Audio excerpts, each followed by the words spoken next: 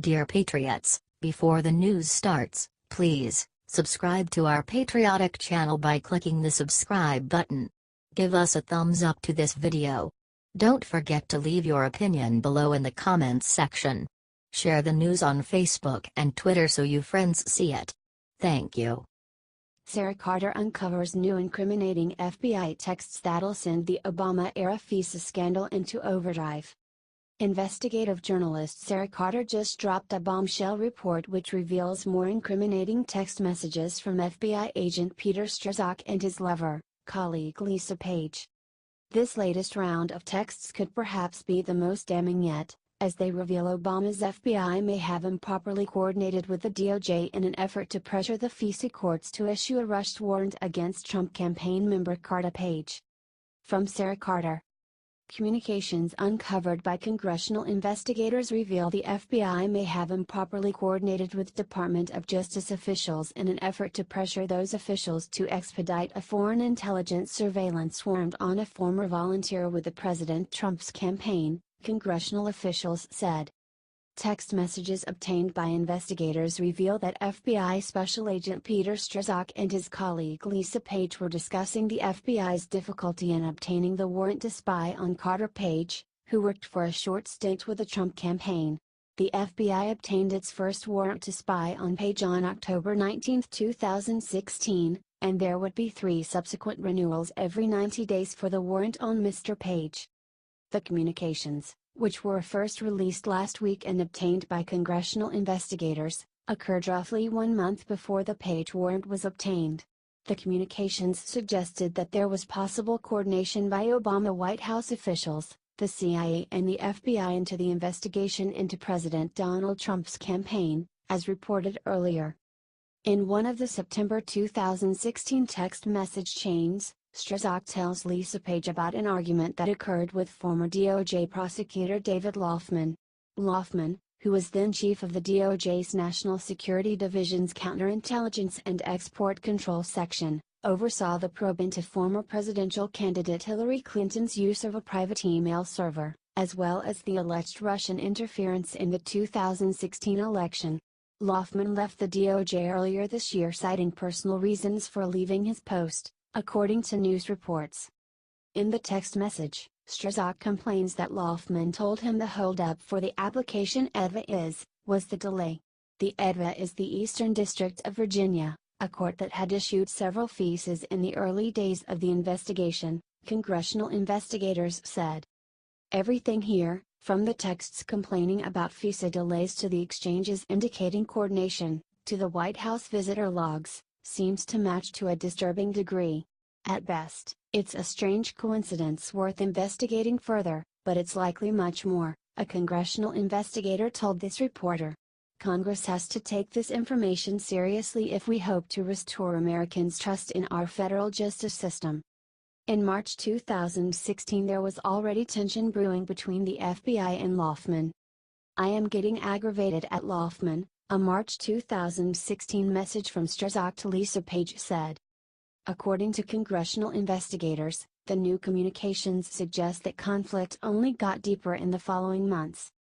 In the September 8, 2016 text message, Lisa Page told Strzok, "Oh, just make sure I understood where things were on the redacted paper, trying to talk to Axelrod, Matthew Axelrod, DOJ prosecutor, because he's so angry with how this came over to them. I told her not to put herself out too much. If Matt wants to call and yell at Andy, it's fine." Matthew Axelrod was the former top deputy to then acting Attorney General Sally Yates.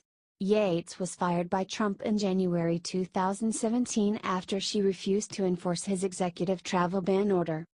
The reference to Andy is former FBI Deputy Director Andrew McCabe, who was fired on March 16, by the Department of Justice at the request of the FBI's Office of Professional Responsibility, OPR.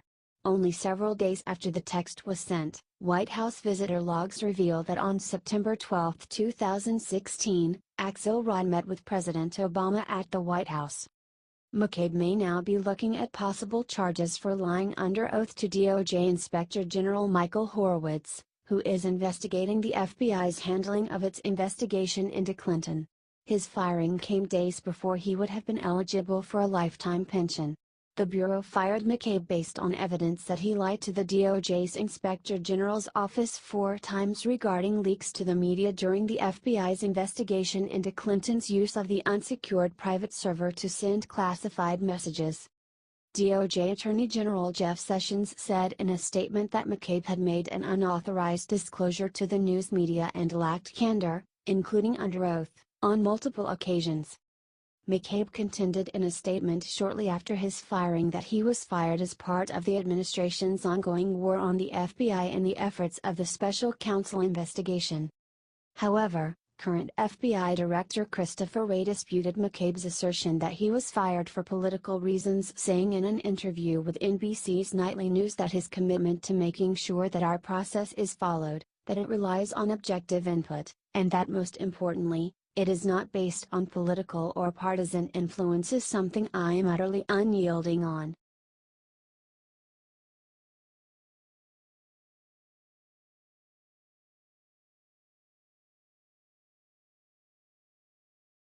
Happening now. Trump just revealed his genius plan to guard the U.S. border. President Trump just announced that with help from General Mattis, that the U.S. military will be used to guard the U.S.-Mexico border until the wall is built. From Fox News.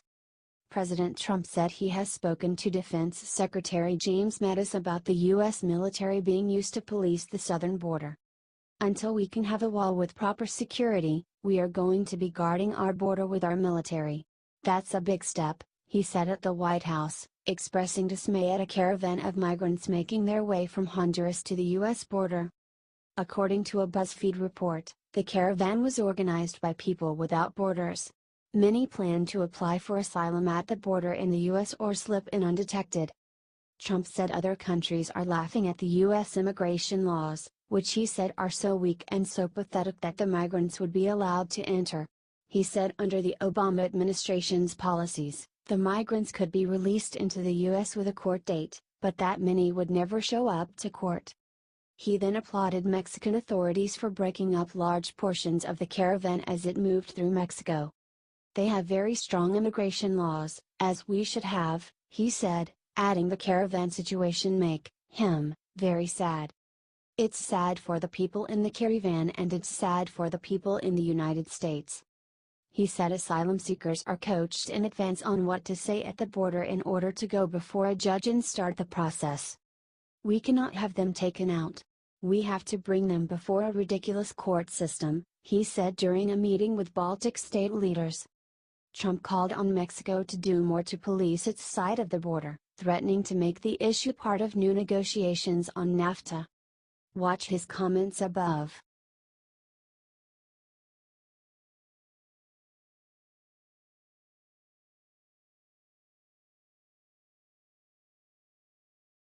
And just like that, Trump admin is ending Obama's catch and release. President Trump's admin is ending the disastrous Obama-era catch and release program. Attorney General Jeff Sessions is directing immigration judges to process cases quicker, to shrink the massive backlog, and allow cases to be handled quickly. From Breitbart. Attorney General Jeff Sessions is directing immigration judges to process more cases in less time, as part of a larger reform to end catch and release and shrink the growing backlog of 600,000 plus cases in the immigration courts. According to the Wall Street Journal, the new rules say judges will be required to complete 700 cases a year and to see fewer than 15% of their decisions sent back by a higher court. Over the past 5 years, the average judge completed 678 cases in a year, said Justice Department spokesman Devin O'Malley. But there was a range, he said, with some judges completing as many as 1,500 cases in a year. In addition, they will be required to meet other metrics, depending on their particular workload. One standard demands that 85% of removal cases for people who are detained be completed within 3 days of a hearing on the merits of the case. Another metric demands that 95% of all merits hearings be completed on the initial scheduled hearing date.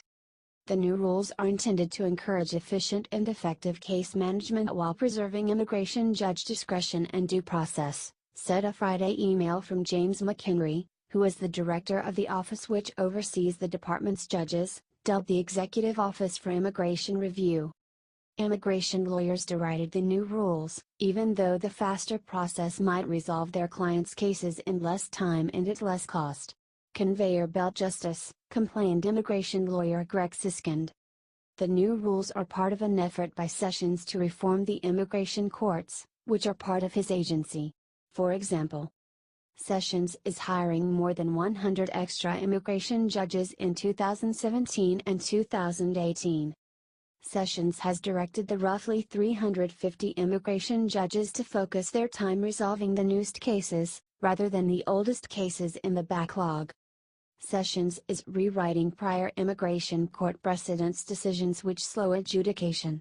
On March 5, Sessions formally vacated a 2014 immigration court decision, dubbed Matter of EFHL, and told the 350 immigration court judges that they could rely on submitted written evidence to avoid full hearings in some deportation cases.